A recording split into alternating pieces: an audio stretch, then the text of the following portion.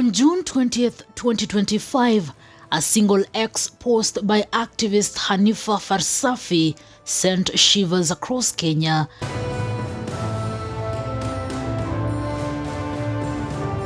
The patient, we have not been told.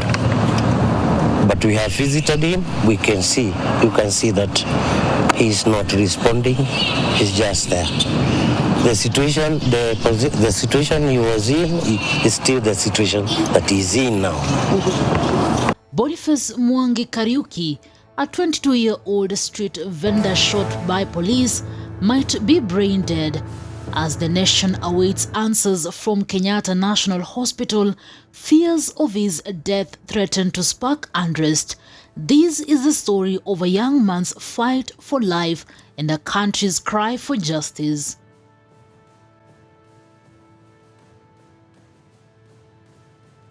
Hanifa tweeted, "This is the information I got on Boniface Kariuki at KNH Hospital. Should come out and tell us if he's brain dead or not." The message Hanifa received and posted on X read, quote, "The bullet is lodged in his head and cannot be removed. That is him. He was in surgery again yesterday, so he is still alive, just not doing good. There was 7 surgeons yesterday, and they don't think he will make it. Only one thinks he will make it, and even if he does, most of his brain matter is out, so he will still be unaware of anything happening." Hanifa followed with another post on X, quote, "I sincerely hope KNH is not concealing the real situation of Boniface Kariuki." End of quote. These words from Hanifa Farsafi on X ignited panic and outrage. Boniface Mangi Kariuki, a Nairobi hawker, was shot at close range by police officers during protest on June 17th. Her post has left Kenyans demanding clarity and justice. Let's dive into this heartbreaking story shaking the nation. June 17th, 2025, Nairobi's Central Business District was ablaze with protest over the suspicious death of blogger Albert Ojwang in police custody. Boniface Mangi Kariuki, a 22-year-old selling face mask near Imenti House, was caught in the chaos. Heart-wrenching images show him raising his hands in surrender before an anti-riot officer shot him at close range. The bullet struck his skull, leaving him critically injured.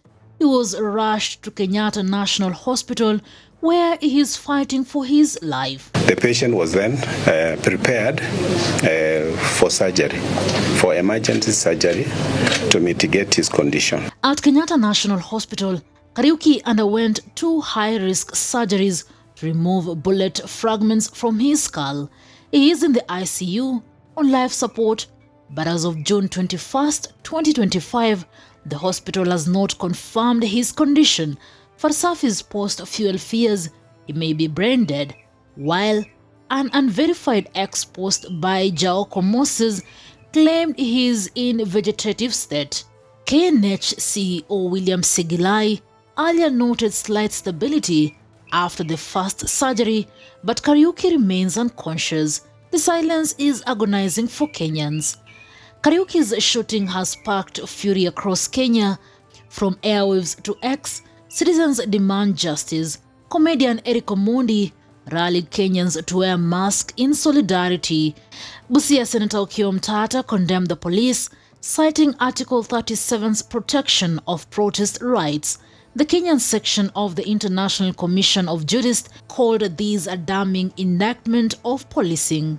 The National Police Service arrested the 2 officers, Clinzy Barasa and Duncan Kiprono, linked to the shooting.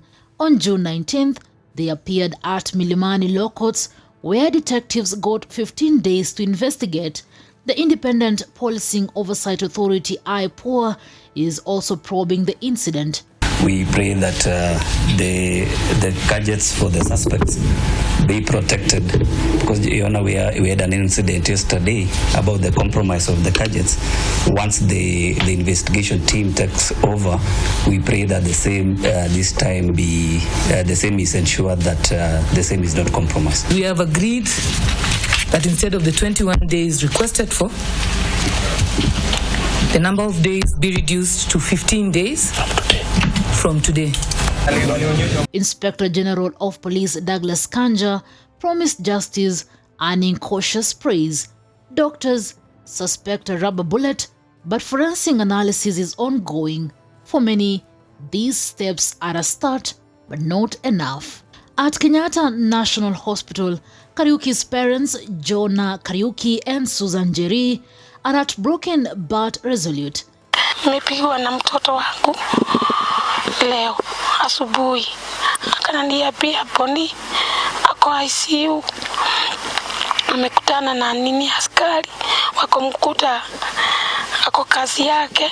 Tuna huzuni sana kutoka jana usiku, ni kama tulijua ni itatufikia kifamilia vile imetufikia, sababu hata mimi niliona kwa matangazo ya jana jioni na nikaona askari vile alimpiga risasi. Jonah urged Kenyans to pray, noting after the first surgery that his son's heart was beating.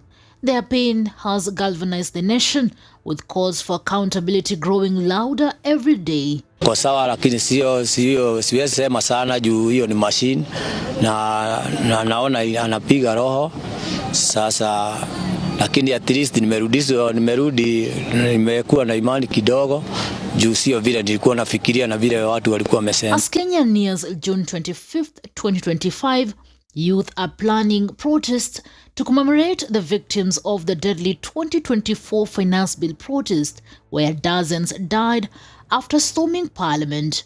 This event will also honor Kariuki and demand an end to police brutality.